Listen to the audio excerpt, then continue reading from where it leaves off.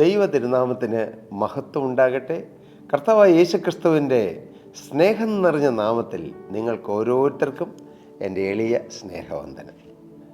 ഏതാനും കാലങ്ങൾക്ക് മുമ്പ് ലണ്ടനിൽ പ്രവർത്തിക്കുന്ന ഒരു പ്രധാനപ്പെട്ട ദിനപത്രം അവർ ഒരു സർവേ സംഘടിപ്പിച്ചു. ജീവിതത്തിൻ്റെ വിവിധ തുറകളിൽപ്പെട്ട വിവിധ നിലവാരത്തിൽപ്പെട്ട ഏതാണ്ട് 100ഓളം പേര്, അതിൽ ഡോക്ടേഴ്സുണ്ട്, എൻജിനീയേഴ്സുണ്ട്, കമ്പനി ജോലിക്കാരുണ്ട്, സാധാരണ ആളുകളുണ്ട്, അങ്ങനെ റിട്ടയർഡ് ആളുകൾ, അല്ലാത്തവർ, ചെറുപ്പക്കാർ, അങ്ങനെ എല്ലാവരെയും ഒരു മിക്സഡ് ആയിട്ടുള്ള ഒരു ക്രൗഡിനെ കൂട്ടി 100 പേരുടെ അഭിപ്രായം എടുക്കാൻ അവർ തീരുമാനിച്ചു. എന്തായിരുന്നു സർവേ വിഷയമെന്നറിയാമോ? അവരോട് ആ പത്രക്കാർ പറഞ്ഞു, നിങ്ങളൊന്ന് ചിന്തിക്കുക, നിങ്ങൾ ഏതെങ്കിലും കാരണവശാൽ ഒന്ന് ജയിലിൽ പോകാനിടയായെന്ന് വിചാരിക്കുക. അതൊരു ചിന്തയാണ്, ഒരു ഇമാജിനേഷനാണ്. അങ്ങനെ പോവുകയാണെങ്കിൽ നിങ്ങൾ ആ ഏകാന്തതയിൽ നിങ്ങൾക്കൊന്ന് വായിക്കാനും ചിന്തിക്കാനൊക്കെ ആയിട്ട് നിങ്ങൾ ഏത് പുസ്തകമായിരിക്കും കൊണ്ടുപോകുന്നത് എന്നൊന്ന് ചിന്തിച്ച് മുൻഗണനാക്രമത്തിൽ 3 പുസ്തകങ്ങളുടെ പേരെഴുതാൻ പറഞ്ഞു. അവർ എഴുതി തിരിച്ചു വാങ്ങിച്ചു. ആ പത്ര ഓഫീസിലുള്ളവരെ അത്ഭുതപ്പെടുത്തിക്കൊണ്ട് അതിൽ 99% ആളുകളും എഴുതിയത്, ഒന്നാമതായി ഫസ്റ്റ് പ്രയോറിറ്റി കൊടുത്ത് എഴുതിയത് ഈ ബൈബിൾ കൊണ്ടുപോകുന്നതാണ്.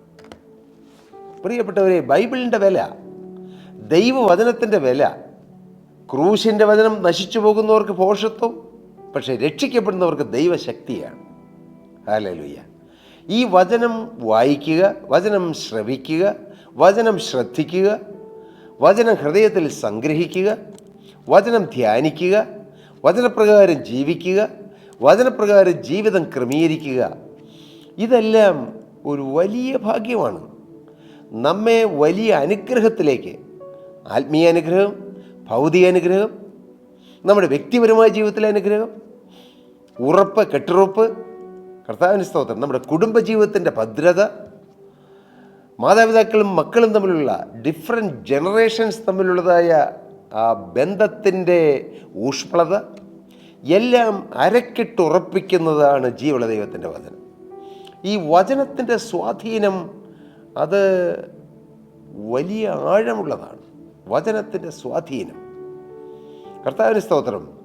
നിങ്ങൾ ആഫ്രിക്കയെക്കുറിച്ച് നേരത്തെ കേട്ടിട്ടുണ്ടായിരിക്കും, ഇരുണ്ട ഭൂഖണ്ഡമെന്ന്, ഇല്ലേ? ആഫ്രിക്കയെ വിശേഷിപ്പിക്കുന്നത് ദ ഡാർക്ക് കോണ്ടിനെൻ്റ് എന്നാണ്. ഒരു കാലഘട്ടം വരെ ആ പേര് ആഫ്രിക്കയ്ക്ക് ശരിക്കും യോജിക്കുമായിരുന്നു. എന്താണെന്നറിയാമോ?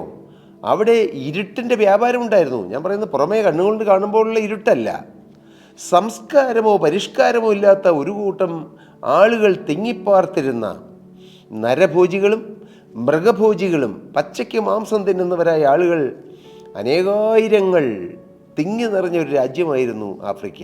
എന്നാൽ ഈ ആഫ്രിക്കയിൽ നിന്ന് മാറി നാം അവിടെ ചെന്നിട്ട് ഇനി ഇരുണ്ട ഭൂഖണ്ഡമെന്ന് പറഞ്ഞാൽ അവർ സമ്മതിക്കുകയില്ല. കാരണം ആഫ്രിക്ക എല്ലായിടവും അല്ല, എങ്കിലും അനേക സ്ഥലങ്ങൾ സംസ്കാരവും പരിഷ്കാരവും ഉള്ളതായി തീർന്നു. ഇന്ന് ആഫ്രിക്കയിലേക്ക് എക്സ്പോർട്ട് ചെയ്യുന്ന എന്തോ ഒരു വിഭവങ്ങളുണ്ട്. ഒരു വലിയ സാമ്പത്തിക സ്രോതസ്സിൻ്റെ ഉറവിടമാണ് ആഫ്രിക്ക. അനേകം ധാതുക്കളും ലവണങ്ങളും അടങ്ങിയിരിക്കുന്ന ഒരു ഭൂപ്രദേശമാണ് ആഫ്രിക്ക. പക്ഷേ അതുകൊണ്ടൊന്നുമല്ല ആഫ്രിക്ക ഇരുണ്ട ഭൂഖണ്ഡമാകുന്ന ആഫ്രിക്ക വെളിച്ചമുള്ളതായി തീർന്നത്. അതിന് ഒറ്റ കാരണമേ ഉള്ളൂ. അനേകം വിദേശ മിഷണറിമാർ ഈ ജീവനുള്ള ദൈവത്തിൻ്റെ വചനം എന്താണ്? വചനം വെളിച്ചമാണ്, പാതയ്ക്ക് ദീപമാണ് വചനം. പാതയ്ക്ക് ദീപം, സ്തോത്രം. കാലിന് പ്രകാശമാണ് ഈ വചനം. ഈ പ്രകാശമാകുന്ന വചനവുമായി അനേകം വിദേശ മിഷണറിമാർ ആഫ്രിക്കയുടെ മണ്ണിലൂടെ കാട്ടാളപ്രകൃതമുള്ള അനേകരുടെ അടുക്കൽ ചെന്ന് സ്നേഹിക്കുന്ന ക്രിസ്തുവിനെക്കുറിച്ച്, കാൽവറിയിൽ അവർക്കും കൂടിയാകമായ യേശുക്രിസ്തുവിനെക്കുറിച്ച് അവർ പ്രസംഗിച്ചു. അതിനുവേണ്ടി വിദേശ മിഷണറിമാർ ഒരുപാട് ത്യാഗം സഹിച്ചു.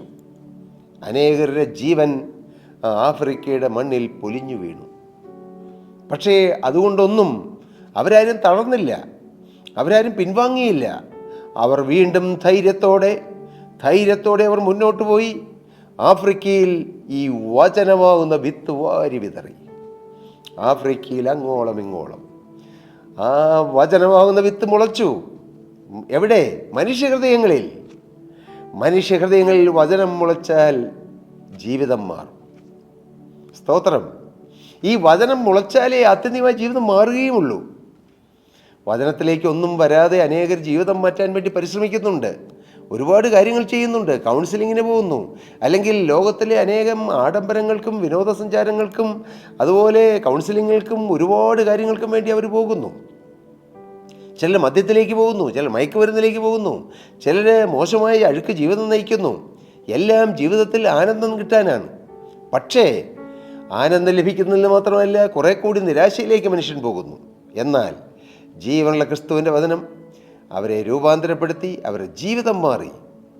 ആഫ്രിക്കയിൽ വെളിച്ചം വന്നു. ഏത് വെളിച്ചം?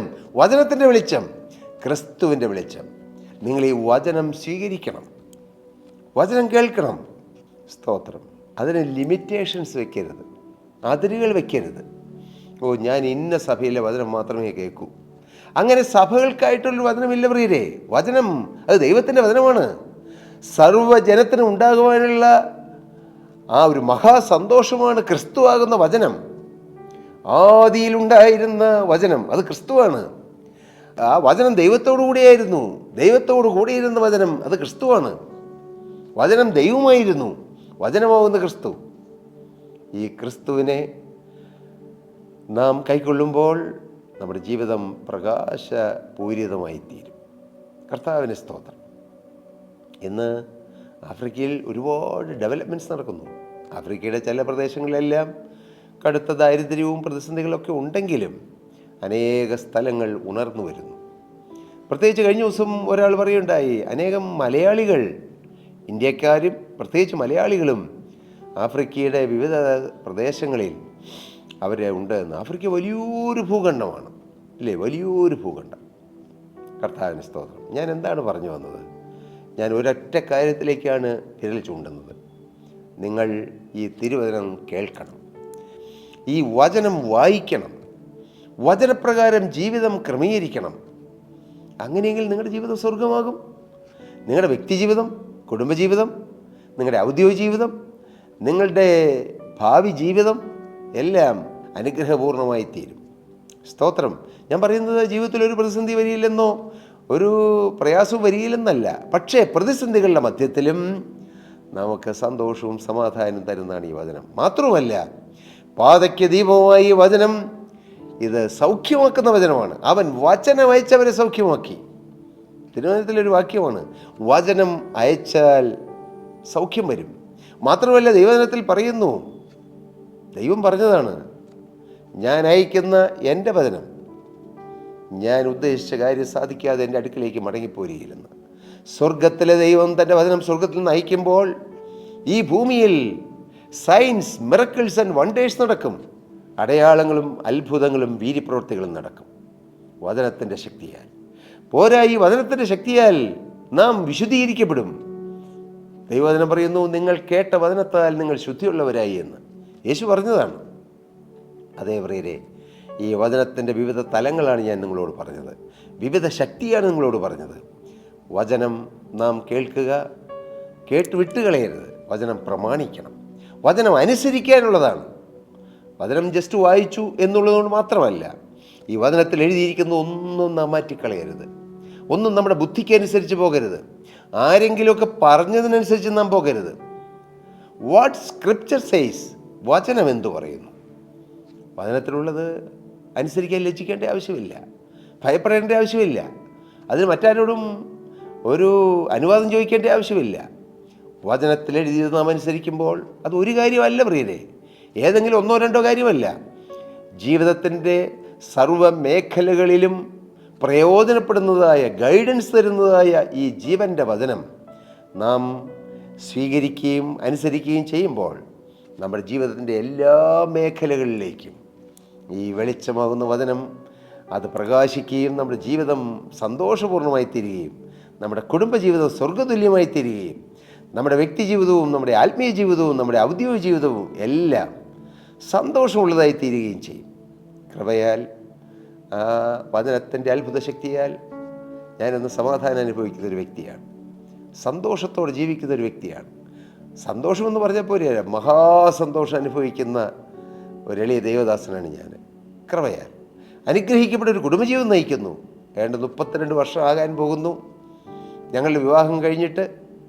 പക്ഷേ സ്വർഗതുല്യമായ കുടുംബജീവിതം ഞങ്ങൾ നയിക്കാൻ കാരണം ഈ വചനമാണ്. വലിയ ശാപങ്ങളും ബന്ധനങ്ങളുമുള്ള ഭവനത്തിൽ ജനിച്ച ഞങ്ങളുടെ കുടുംബം ഇന്ന് സമാധാനമായി ഐശ്വര്യമായും ജീവിക്കാൻ കാരണം ഈ വചനമാണ്. ഈ വചനമാണ് ഞങ്ങൾക്ക് അഡ്രസ്സ് തന്നത്, ഈ വചനത്തിൻ്റെ ശക്തി. അതുകൊണ്ട് മരണത്തോളം ഈ വചനത്തെ സാക്ഷിച്ചും യേശുക്രിസ്തുവിനെ ഉയർത്തിക്കൊണ്ട് ഞാൻ ജീവിക്കും. അതാണ് എൻ്റെ സമർപ്പണം. ആരും പ്രോത്സാഹിപ്പിച്ചിട്ടല്ല, ആരും എന്തെങ്കിലും പാരിതോഷ്യം തന്നിട്ടല്ല. നിർബന്ധം എൻ്റെ മേൽ കിടക്കുന്നു.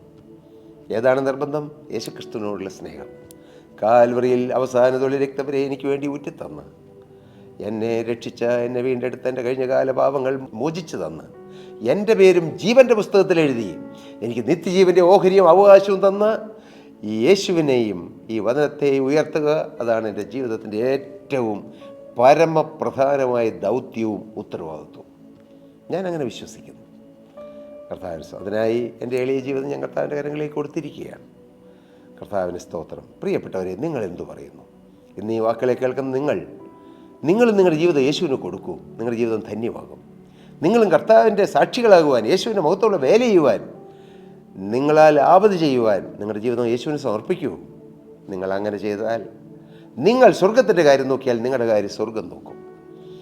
നിങ്ങൾ ജീവനുള്ള ദൈവത്തിൻ്റെ കാര്യം നോക്കിയാൽ നിങ്ങളുടെ മക്കളുടെ കാര്യം കർത്താവ് നോക്കും. എല്ലാ മേഖലകളിലും കർത്താവ് നമ്മെ സഹായിക്കും. ഈ വലിയ അനുഗ്രഹവും ഈ വലിയ ആശ്വാസവും ഈ വലിയ സന്തോഷവും സമാധാനവും ഈ ഭൂമിയിൽ മാത്രമല്ല നിത്യത വരെ നിലനിൽക്കുന്ന ആ സൗഭാഗ്യം കർത്താവ് നിങ്ങൾക്ക് ഓരോരുത്തർക്കും തരട്ടെ എന്നാണ് എൻ്റെ ആത്മാർത്ഥമായ പ്രാർത്ഥന. കർത്താവിൻ്റെ പരിശുദ്ധാത്മാവ് അതിന് നിങ്ങളെ സഹായിക്കട്ടെ. ഈ വചനത്തിൻ്റെ ശക്തി അതിന് നിങ്ങളെ ബലപ്പെടുത്തട്ടെ. ഈ വചനത്തിൻ്റെ അത്ഭുത ശക്തിയാൽ കർത്താവായ യേശുക്രിസ്തു നിങ്ങളെ സന്ദർശിക്കട്ടെ. യേശു നിങ്ങളെ തൊടട്ടെ. യേശുവിൻ്റെ തിരുരക്തം പുരണ്ട ആണിപ്പഴുതുള്ള കരം ഇപ്പോൾ ഈ തിരുവചനം കേൾക്കുന്ന നിങ്ങളുടെ ശിരസിൽ വയ്ക്കാൻ ഇടയാകട്ടെ എന്ന് ഞാൻ പ്രാർത്ഥിക്കുകയും അനുഗ്രഹിക്കുകയും ചെയ്യുന്നു.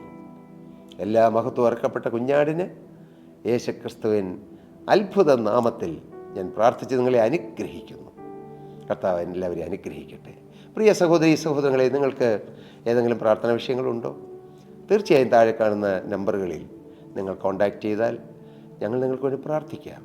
ഞങ്ങളുടെ പ്രെയർ വാരിയേഴ്സിലുള്ള ദൈവമക്കൾ നിങ്ങൾക്ക് വേണ്ടി പ്രാർത്ഥിക്കും. കർത്താവ് അതിനിടയാക്കട്ടെ. കർത്താവിൻ്റെ നാമം മഹത്വപ്പെടട്ടെ. സ്തോത്രം.